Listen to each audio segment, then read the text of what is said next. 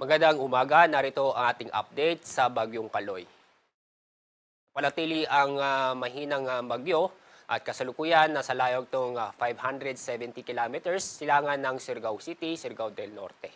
Ang Bagyong Kaloy ay nanatiling may lakas na hangin na umabot pa rin sa 45 kilometers per hour.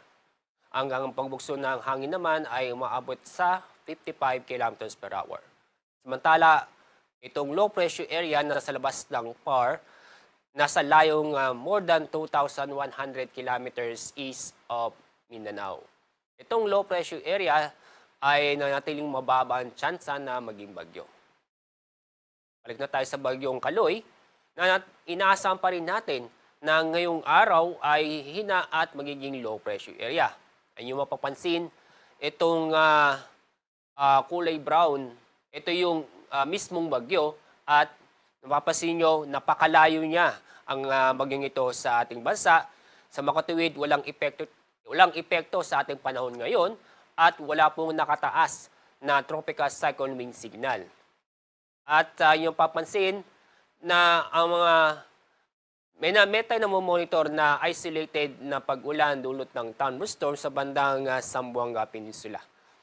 Ang nakakapekto ngayon sa bansa, itong easterlies, na kung saan naman patuloy pa rin tayo na makakaranas ng mainit at malinsangan na panahon ngayong araw o sa sunod na 24 oras.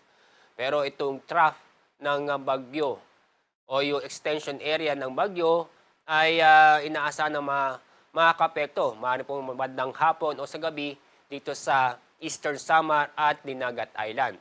Itong mga lugar nito ay makakaranas ng maulap na kalangitan na may mga kalat-kalat na pag-ulan at thunderstorm. At dito naman sa ating lagay ng ating mga karagatan, wala po tayong gale warning, although itong bagyong ito ay nasa loob ng ating PAR. Ang ating lagay ng ating karagatan ay banayan hanggang sa katamtaman nito. Kaya safe namang pumalaot ang ating mga kababayan.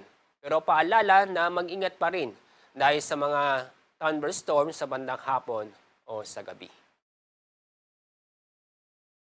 Yan pang ating update mula sa Pag-asa. Ako po, si Alzar D. Aurelio.